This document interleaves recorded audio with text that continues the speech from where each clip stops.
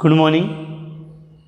हम पढ़ रहे थे रेडॉक्स अभिक्रिया और हमने रेडॉक्स अभिक्रिया की जो डेफिनेशन दी थी लास्ट में वो दी थी ऑक्सीकरण अंक या ऑक्सीडेशन नंबर के आधार पर। वहीं से हम शुरू कर रहे हैं इसको कि हमने लास्ट में पढ़ा था रेडॉक्स रिएक्शन। क्या लिखा है? Redox reaction.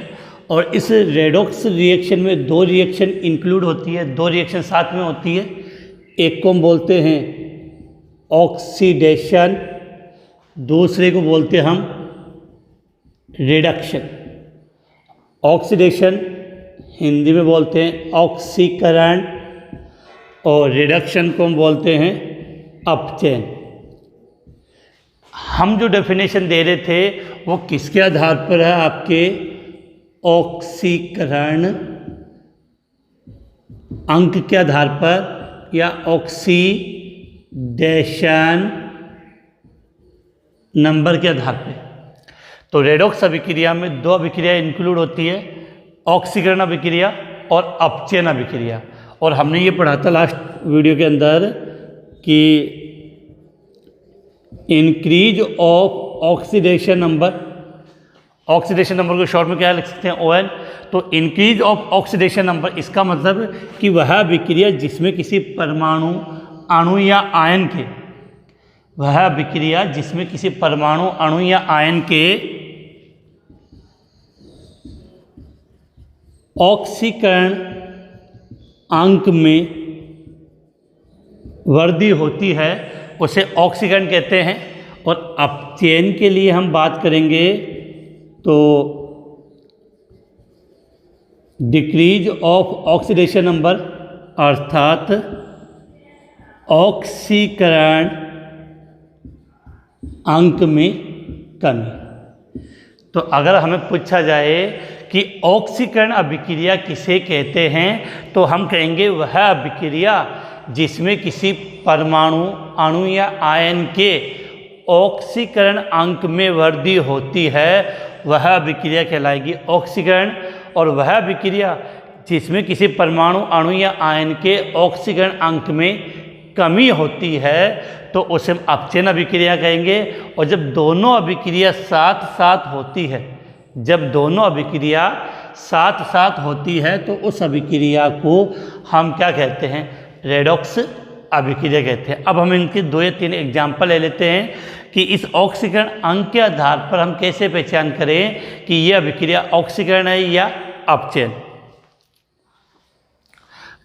लास्ट वीडियो में हमने ऑक्सीकरण अंक ज्ञात करना सीख लिया था कि किस प्रकार से हम ऑक्सीकरण अंक ज्ञात करते हैं। मैं एक अभिक्रिया लिख रहा हूं सिंपल सी, FeCl2 प्लस SnCl4। उत्पाद क्या बना इसका? FeCl3 plus SnCl2। अब देखो बेटा, हमें यहाँ पर समय Cl, यहाँ पर इस Fe का ऑक्सीकरण अंक निकालोगे तो इस Fe का ऑक्सीकरण अंक कितना आएगा? +2 आएगा। अगर Sn का ऑक्सीकरण अंक निकालोगे तो +4 आएगा। इस Fe का ऑक्सीकरण अंक निकालोगे तो +3 आएगा और इसका निकालोगे तो +2 आएगा। अभिक्रिया इक्वल नहीं है तो इसको इक्वल कर दे, बैलेंस कर दे, ठीक। तो इस Fe का, आयरन का ऑक्सीकरण अंक कितना है? +2। इसमें लास्ट वीडियो में इनका ऑक्सीकरण अंक किस प्रकार से ज्ञात करते हैं वो मैंने बताया था। तो जो बच्चे आज फर्स्ट बार ये वीडियो देख रहे हैं वो इससे पहले वाला वीडियो जरूर देख लें। Sn का ऑक्सीकरण अंक +4 है, यहाँ Fe का निकालोगे तो इसका +3 आएगा और इसका निकालोगे तो +2 आएगा। अब देखो, समान एटम है उनको मिला दो आप। इस Fe को मैंने यहाँ Fe से इस प्रकार से मिलाया और इस Sn को मैंने यहाँ से इस Sn के साथ मिलाया। अब देखो, यहाँ पर Fe का ऑक्सीकरण अंक +2 से +3 हो रहा है। यहाँ पर इस Fe का ऑक्सीकरण अंक +2 से +3 हो रहा है, अर्थात ऑक्सीकरण अंक में क्या हुई? वृद्धि। अर्थात यह अभिक्रिया आपकी क्या कहलाएगी बेटा? ऑक्सीकरण अभिक्रिया या ऑक्सीडेशन रिएक्शन। और यहाँ देखो Sn है वो +4 से इसका ऑक्सीकरण अंक कितना हो गया, +2, अर्थात ऑक्सीकरण अंक में कमी आ गई, अर्थात यह अभिक्रिया कौन सी हो गई, अपचयन।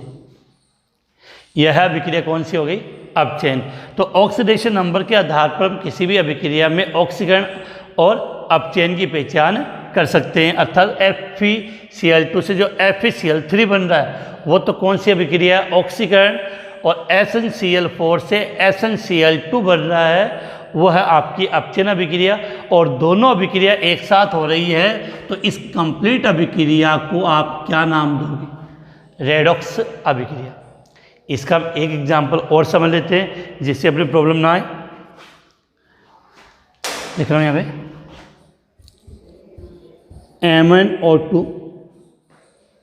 MnO2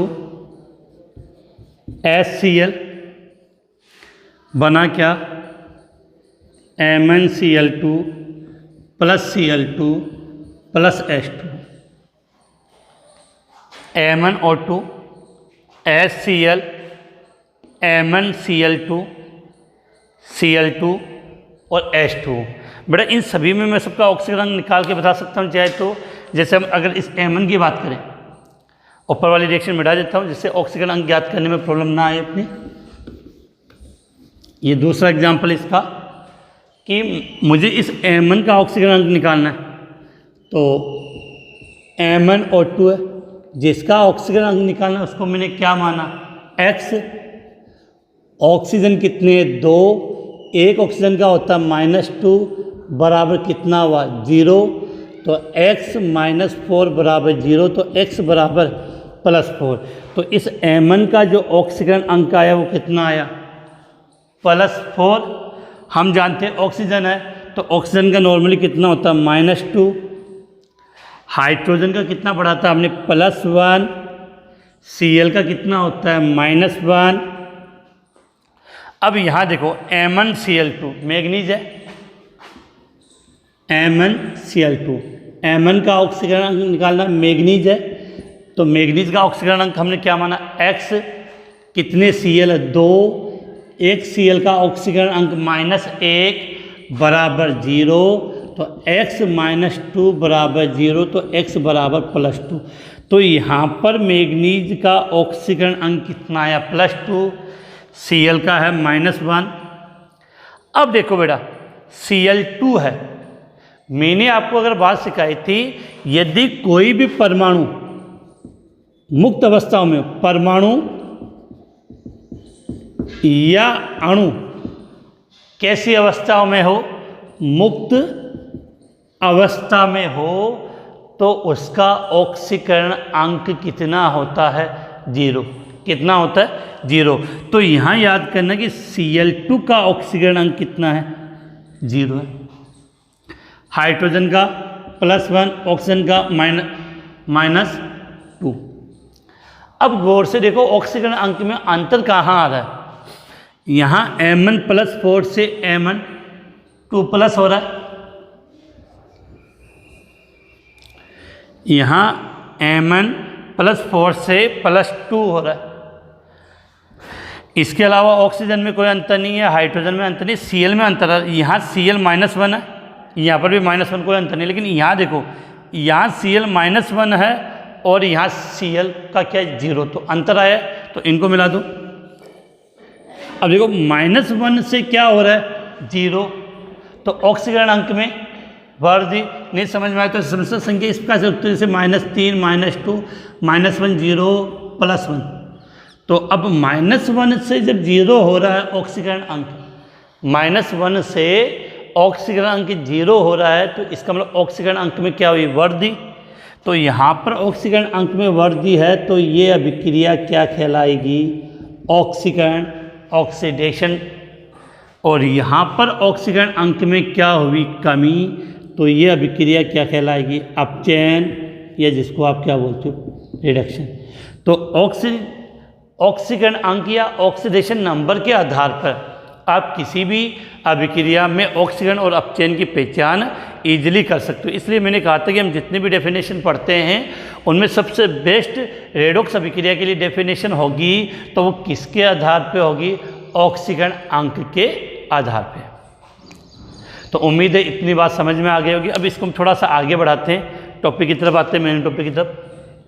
तो इस प्रकार से आप किसी भी अभिक्रिया में ऑक्सीकरण और अपचयन अभिक्रिया की पहचान कर सकते हो। अब जब आप पढ़ोगे तो आपको ये 3 शब्द इस चैप्टर में बार बार मिलेंगे, उनको अपने कंफर्म करना है। एक शब्द मैंने लिखा है ऑक्सीकरण, दूसरा शब्द आपको मिलेगा ऑक्सीकारक, तीसरा शब्द आपको मिलेगा ऑक्सीकृत। शब्द आराम से समझ में आ रहा होगा। एक शब्द को नाम दिया मैंने ऑक्सीकरण, दूसरा है ऑक्सीकारक, तीसरा है ऑक्सीकृत। ऑक्सीकरण तो बेटा अभिक्रिया होती है, और उस अभिक्रिया में जो पदार्थ भाग ले रहे हैं वो 2 प्रकार के हो सकते हैं, तो ऑक्सीकारक और दूसरा ऑक्सीकृत। एक और यहाँ समझते हैं, अपचयन, अपचायक और अपचयित। ऑक्सीकरण के लिए, अपचयन के लिए अपचयन, अपचायक, अपचयित। अब देखो हम यहाँ डेफिनेशन ले रहे हैं इलेक्ट्रॉन के आधार पे, इलेक्ट्रॉन के आधार पे। तो आपने ऑक्सीकरण के लिए क्या लिखा था कि वह अभिक्रिया जिसमें इलेक्ट्रॉन का त्याग होता है उसे आपने क्या नाम दिया था? ऑक्सीकरण। वह अभिक्रिया जिसमें इलेक्ट्रॉन का त्याग होता है उससे आपने ऑक्सीकरण नाम दिया था। इसको बड़ा अलग से ऊपर से लिख देंगे, थोड़ा इजीली समझ में आ जाए कि ऑक्सीकरण का मतलब क्या था? इलेक्ट्रॉन का त्याग। अपचयन के लिए आपने क्या पढ़ा था कि वह अभिक्रिया जिसमें इलेक्ट्रॉन को ग्रहण किया जाता है, वह अभिक्रिया जिसमें इलेक्ट्रॉन को ग्रहण किया जाता है वह अभिक्रिया क्या कहलाएगी? अपचयन अभिक्रिया कहलाएगी। इतना तो हमने पढ़ा था। अब हम बात किसकी कर रहे हैं? ऑक्सीकारक और अपचायक पदार्थ की। ऑक्सीकारक को बोलते हैं ऑक्सीडाइजिंग एजेंट और अपचायक को बोलते हैं रिड्यूसिंग एजेंट। तो ऑक्सीकारक पदार्थ क्या होता है? ये तो डेफिनेशन थी, परिभाषा थी, अभिक्रिया थी। अब पदार्थ की बात करें कि वह अभिक्रिया या कि जब कोई परमाणु, इसके लिए बात करूं, जब कोई परमाणु, अणु या आयन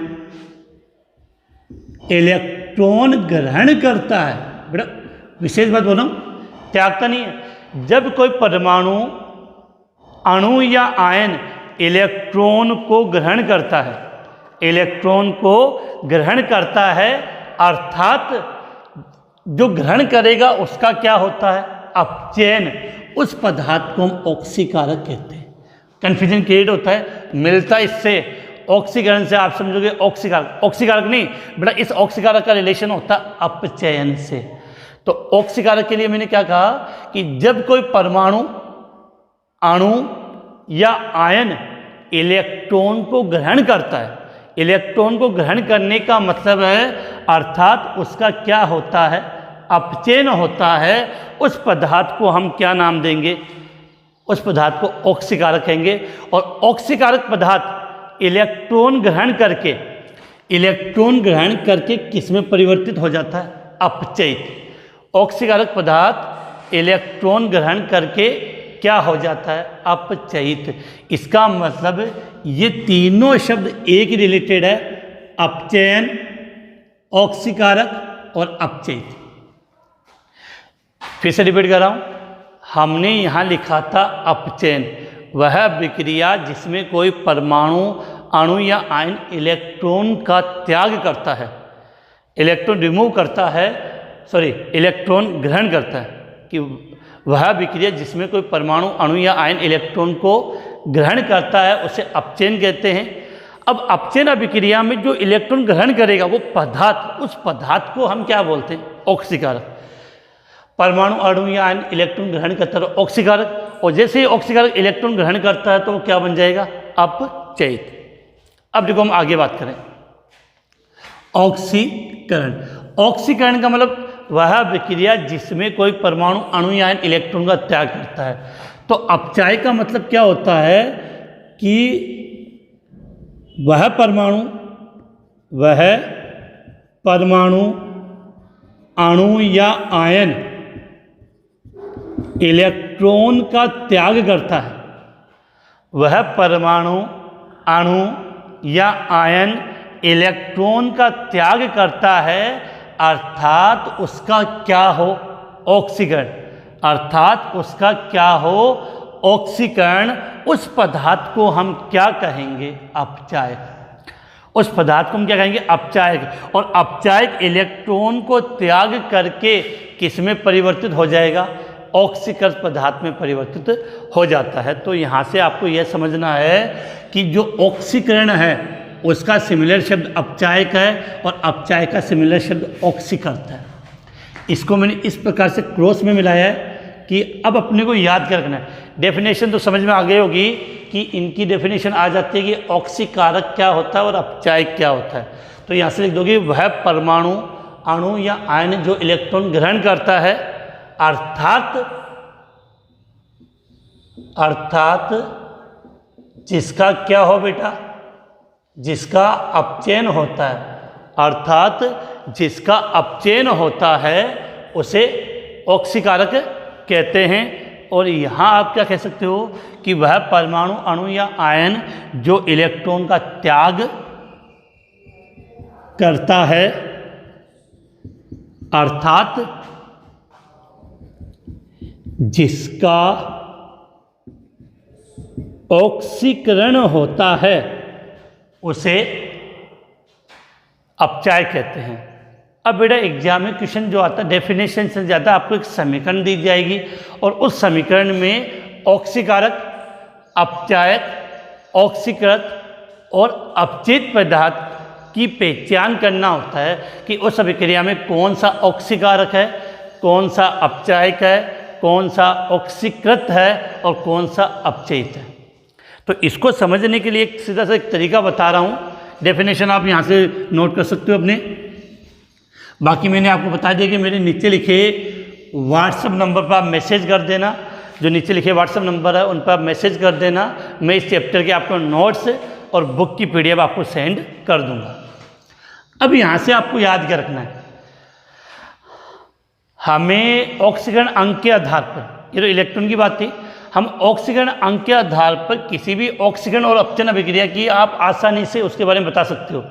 तो आपको याद रखना है कि जहाँ हम ऑक्सीकरण की बात करें उसी के लिए हम क्या लेंगे, अपचायक है, और वो ही क्या मानेंगे, ऑक्सीकृत। तरीका बता रहा हूँ जिससे अपने को इजीली याद हो जाए कि आपको एक सीक्वेंस याद करना, ऑक्सीकरण, अपचायक, ऑक्सीकृत, एक ही चीज़ है। अपचयन, ऑक्सीकारक, अपचयित, ये तीनों एक ही है।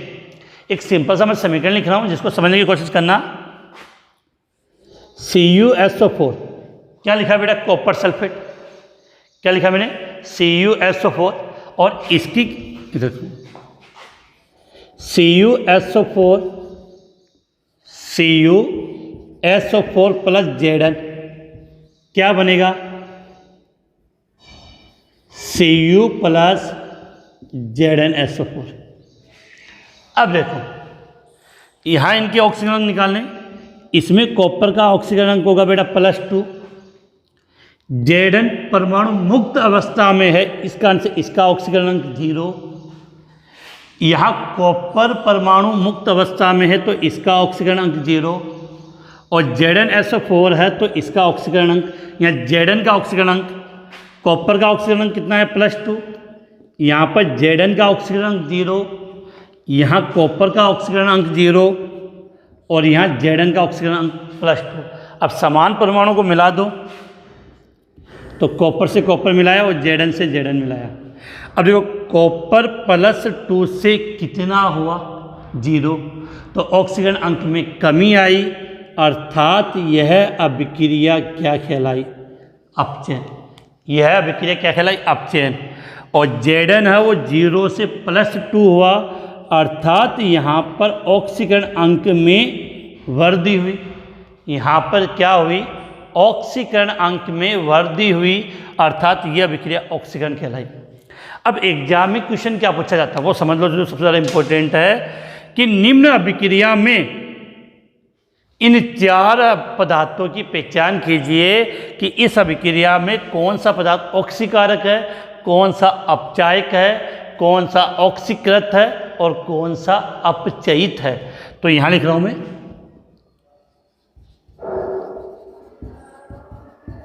ऑक्सीकारक, अपचयित, ऑक्सीकृत, बेटा अपचायक होगा, अपचायक और ये अपचयित। ये क्या चारों पदार्थ पूछ रहे हैं एग्जाम में। तो अब देखो आंसर, हमें इन चारों पदार्थ की पहचान करनी है। तो अपने माइंड में एक बात ये क्लियर होनी चाहिए कि ऑक्सीकारक पूछा है, ऑक्सीकारक का मतलब अपचयन याद रखना है, क्योंकि ऑक्सीकारक में हम ऑक्सीकरण चले जाए, ऑक्सीकरण नहीं, ऑक्सीकारक का मतलब आपको क्या रखना, अपचयन। अब आ जाओ, कभी भी ऑक्सीकारक, अपचायक, ऑक्सीकृत या अपचयित पदार्थ पूछा जाए तो याद रखना कि ये अभिक्रिया के अभिकारक है और ये उत्पाद है। तो अभिकारक में अभिक्रिया होने पर उत्पाद बनेगा। तो बहुत बार बच्चे क्या करते हैं, चार है, 1 2 3 4, चारों लिख देते हैं, वो गलत है बेटा। सिंपल सा तरीका बता रहा हूँ कि जब भी आपको इन चारों पदार्थ के बारे में पूछे तो पहले बात माइंड में आए कि इनका आंसर इन अभिकारक में से आएगा, उत्पाद में से नहीं आएगा। मतलब यहाँ से आंसर नहीं होगा, आंसर केवल ये जो अभिकारक लिखे इन्हीं में से आंसर आएगा, इन चारों का। तो क्योंकि अभिकारक में अभिक्रिया हो रही है तो उत्पाद इसका आंसर नहीं होगा, इसका आंसर केवल किस में से आएगा, अभिकारक में से। अब समझो करना क्या है। ऑक्सीकारक पूछा है, ऑक्सीकारक का मतलब अपचयन। तो देखो इस इतनी वाले हिस्से में, यहाँ से लेकर यहाँ तक का जो हिस्सा है, इसमें अपचयन कहाँ हो रहा है, CuSO4। तो मैंने लिख दिया CuSO4। अब पूछा अपचायक, अपचायक का मतलब ऑक्सीकरण। तो इतने वाले हिस्से में ऑक्सीकरण किसका हो रहा है, Zn का, तो लिख दिया Zn का। अब पूछा ऑक्सीकृत, ऑक्सीकृत, देखो ऑक्सीकृत का मतलब ऑक्सीकरण, साफ समझ में आ रहा है। ऑक्सीकृत का मतलब ऑक्सीकरण, तो ऑक्सीकरण किसका हो रहा है इसमें, Zn का। और अपचयित, जो इसी से जो अपचयित का मतलब आंसर क्या लिखना है, अपचयन। अपचयित का मतलब आंसर क्या लिखना है, अपचयन। तो अपचयन की जब हम बात करें तो अपचयन क्या है, CuSO4, CuSO4। अपचयन क्या हुआ, CuO4। तो बहुत बार एग्जाम में क्वेश्चन आएगा कि निम्न अभिक्रिया में ऑक्सीकारक पदार्थ क्या है, अपचायक पदार्थ क्या होता है। तो इस चार्ट के द्वारा जो मैंने ऊपर बनाए, इससे आप इजीली याद रख सकते हो, ये तीनों एक साथ होंगे और ये तीनों एक सेम होंगे। तो वो आप इसकी सहायता से क्वेश्चन यहाँ आसानी से कर सकते हो। तो उम्मीद है कि आपको इतना समझ में आ गया होगा। इसका हम एक एग्जाम्पल और ले लेते हैं जिससे आपको ये इजीली समझ में आ जाए। इसका हम एक एग्जाम्पल और ले लेते हैं जिससे आपकी किसी भी प्रकार का कोई कन्फ्यूजन ना हो। देखो यहाँ लेना, FeCl2 plus SnCl4, FeCl3 plus SnCl2। ये रिएक्शन हमने अभी एग्जाम्पल में पढ़ी भी थी। बैलेंस करने के लिए इसको इक्वल कर दिया। अब देखो इसमें Fe का ऑक्सीकरण +2 था, यहाँ पर थोड़ा अंतर हो जाए बेटा। बात करें इसमें Fe का ऑक्सीकरण अंक +2, Sn का +4, Fe का +2 +3 आएगा और Sn +2। ऑक्सीकरण अंक कैसे निकालते हैं वो मैंने बता दिया, तो वहाँ से हम निकाल सकते हो। तो इसमें Fe2+ और यहाँ पर Fe3+। तो इसका मतलब ऑक्सीकरण अंक में क्या हुई, वृद्धि। तो ये अभिक्रिया क्या कहलाएगी, ऑक्सीकरण, ऑक्सीडेशन। यहाँ Sn4+ से Sn2+ बन गया। इसमें जो SnCl4 है वो SnCl2 में कन्वर्ट हुआ, तो +4 से +2। तो इसका मतलब ये अभिक्रिया क्या हो गई, अपचयन। पर्सन ये भी पूछ सकता है कि इसमें कौन सा ऑक्सीकरण है, तो इनका ऑक्सीकरण हो रहा है और ये अपचयन है। अब क्वेश्चन जो एग्जाम में आता है वो यही पूछा जाता है कि निम्न अभिक्रिया में कौन सा पदार्थ ऑक्सीकारक है और कौन सा पदार्थ अपचायक है। तो चारों के हम नाम लिख लेते हैं। ऑक्सीकारक, अपचायक, ऑक्सीकृत और अपचयित, चारों के मैंने नाम लिख दिए। ऑक्सीकारक, अपचायक, ऑक्सीकृत, अपचयित। क्लियर हो गया। अब मैंने क्या बताया था कि ऑक्सीकारक पूछे तो आंसर क्या लिखना, अपचयन। तो अपचयन लिखना, तो अपचयन के लिए SnCl4 और SnCl2 दोनों है। आंसर का तरीका क्या था कि आपको आंसर केवल किधर देना, उत्पाद वाले, सॉरी अभिकारक वाले में इससे में आंसर आएगा, इधर वाले में कोई आंसर आएगा नहीं। तो इसको तो भूल ही जाओ, इसको तो हम भूल ही जाएं, क्योंकि अपने को आंसर केवल कितने में से देना है, इसमें से। अब ऑक्सीकारक का मतलब अपचयन, ऑक्सीकारक का मतलब अपचयन, तो अपचयन किसका, SnCl4। तो इसका आंसर आ गया SnCl4। क्लियर। अब बात करें अपचायक। अपचायक का मतलब ऑक्सीकरण, तो ऑक्सीकरण किसका है, FeCl2, FeCl2। ऑक्सीकृत, ऑक्सीकृत में देखना बेटा यहाँ से चले कहाँ आ गए, ऑक्सीकरण। तो अर्थात ऑक्सीकृत पूछा जाए, ऑक्सीकृत पदार्थ पूछा जाए तो आंसर क्या होगा, ऑक्सीकरण। तो ऑक्सीकरण किसका हो रहा है, FeCl2 का। अब पूछा गया अपचयित। अपचयित का मतलब अपचयन, या अपचयित का मतलब सीधा अपचयन देना, तो अपचयन SnCl4। तो इस प्रकार से आप किसी भी अभिक्रिया में ऑक्सीकारक, अपचायक, ऑक्सीकृत और अपचयित पदार्थ की पहचान कर सकते हो। अब एक क्वेश्चन मैं आपको हल करने के लिए दे रहा हूँ, जिसका आंसर आप मेरे नीचे लिखे व्हाट्सएप नंबर पर सेंड कर दें। जिसका आंसर आप मेरे जो नीचे आपको व्हाट्सएप नंबर नज़र आ रहा है उस पर मैसेज कर देना। पर्सन ये है आपका MnO2 प्लस HCl, क्या बनाया था याद हो तो, MnCl2 plus Cl2 plus H2। ये समीकरण मैंने समझा दी थी। बैलेंस करने के लिए 4, ठीक है, और यहाँ कितना हो जाएगा, 2 आ जाएगा। अब इस रिएक्शन में आपको ऑक्सीकारक पदार्थ, अपचायक पदार्थ, ऑक्सीकृत पदार्थ और अपचयित पदार्थ के बारे में बताना। तो इनका इसको हल करके नोटबुक में मेरे व्हाट्सएप नंबर पर आप अपने वो फ़ोटो है जो सेंड कर देना, जिससे मुझे पता चल जाए कि आप पढ़ाई कर रहे हो या नहीं कर रहे हो। आज की क्लास हम यहीं समाप्त करते हैं। इसके बाद बेटा अपना सबसे इम्पोर्टेंट टॉपिक आएगा रेडॉक्स अभिक्रिया को बैलेंस करना, रेडॉक्स अभिक्रिया को संतुलित करना, इक्वल करना, जो हम नेक्स्ट वीडियो में देखेंगे।